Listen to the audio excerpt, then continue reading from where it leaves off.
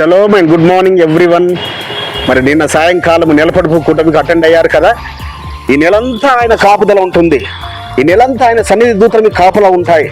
So ఆయన సన్నిధిలోని మేళ్ళ చేత తృప్తిపరుస్తాడు మిమ్మల్ని. ఎందు గురించి ఆయన సన్నిధికి వెళ్తున్నాం, నిలబడుతున్నాడు. గత నెలంతా ఆయన కాచి కాపాడినందుకు కృతజ్ఞత తెలియపరచడానికి కొరకు, ఈ నెలంతా ఆయన కృప కాపుదల కొరకు. కాబట్టి ఇదిన కృపా వాక్యము చూసుకుందాము పరిశుద్ధులారా. ఇర్మియా గ్రంథము 15వ అధ్యాయం 21వ వచనము.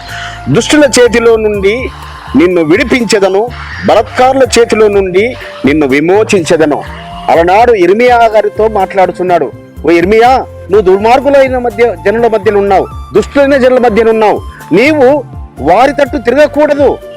ఏవి నీచమైనయో నీకు తెలుసు, ఏవి ఘనమైనయో నీకు తెలుసు.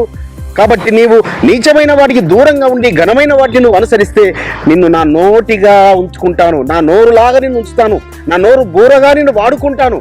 కాబట్టి పరిశుద్ధులారా, ఈ లోకంలో కూడా బిడ్డలారా, మరి దుర్మార్గులైన వారు ఉన్నారు, దుష్టులైన వారు ఉన్నారు. దుర్మార్గుల చేతుల్లో చాలా మంది అమ్మాయిలు చిక్కుకుంటున్నారు. కానీ బిడ్డ, నిన్ను పరమ తండ్రి ప్రేమిస్తున్నాడు. నీ ఎడల ఆయన కృప చూపుతున్నాడు. నీవు దుర్మార్గుల మధ్యలో, దుష్టుల మధ్యలో ఉన్నప్పటికీ బురదలో ఎదుగుతున్న తామర పుష్పం బురద అంటకుండా ఏ విధంగా ఎదుగుతుందో ఆ విధంగా నువ్వు పవిత్రుడిగా, పవిత్రురాలిగా, ఒక యోసేపు వలె, ఒక యోఫ్తా కుమార్తె వలె నువ్వు ఉన్నప్పుడు నీకు తెలుసు ఏవి దుర్మార్గమైనయో తెలుసు, ఏవి నీచమైనయో నీకు తెలుసు, ఏవి ఘనమైనయో కూడా నీకు తెలుసు. కాబట్టి గనులతో సహవాసం చేయి, పరిశుద్ధులతో సహవాసం చేయి. ఘనమైన కార్యములను నీ ఎడల ఆయన జరిపించుకుంటాడు. నీచమైన వాటికి దూరంగా ఉండు, దుర్మార్గులకు దూరంగా ఉండు, దుష్టులకు దూరంగా ఉండు. అప్పుడు పరమ తండ్రి నీ ఎడల వాంఛ కలిగి ఆయన నిన్ను ఈ దుర్మార్గుల చేతిలో నుంచి ఎలాంటి శ్రమలు వచ్చినా, ఎలాంటి ఇబ్బందులు వచ్చినా, నిజంగా నువ్వు దొంగల చేతిలో చిక్కుకున్నా, దుర్మార్గుల చేతిలో చిక్కుకున్నా నిన్ను చిక్కుపడకుండా చేస్తాడు. వారు చిక్కుకున్న వారి నుంచి నిన్ను విడిపిస్తాడు. అలాంటి మెస్సయ్య మనకున్న పరిశుద్ధులారా. కాబట్టి మెస్సయ్యని కలిగి ఉన్న యవనస్తులారా, మీరు మరి బలవంతుని చేతిలో బాణముల వంటి వారు సుమా.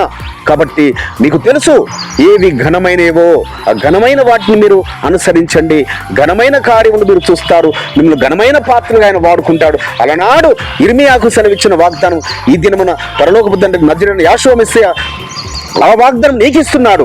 కాబట్టి ఆ విధంగా నీవు దీవెనకరంగా, ఆశీర్వకరంగా ఉన్నప్పుడు నీ కుటుంబానికి, నీ తల్లిదండ్రులకు, నీ తోబుట్టులకు, నీ వంశమునకు నువ్వు ఒక ఆశీర్వాద కారకుడిగా, ఆశీర్వాద వారసురాలుగా ఉంటావు.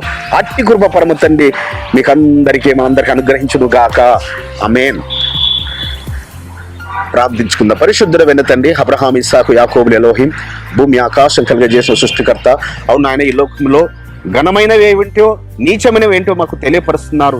మేము ఘనమైన కార్యములు చేయనట్లుగా, మీ ఘనమైన స్థితిని మేము పొందుకున్నట్లుగా, మేము ఘనమైనవే ఆచరించే వారిని ఉండినట్లుగా మీ ఆత్మ అభిషేకంతో నడిపించమని నజరేయుడైన యెహోవా నామమున స్తుతించి వేడుకుంటున్నాం పరమ తండ్రి. ఆమేన్. మన పరలోకపు తండ్రియు, మన రక్షకుడును, విమోచకుడును, నజరేయుడైన యెహోవా మెస్సయ్య వారి దివ్య సముఖము నుంచి మీకును, మీ కుటుంబములకును శాంతి, సమాధానము, కృపయు మెండుగా కలుగును గాక. ఆమేన్.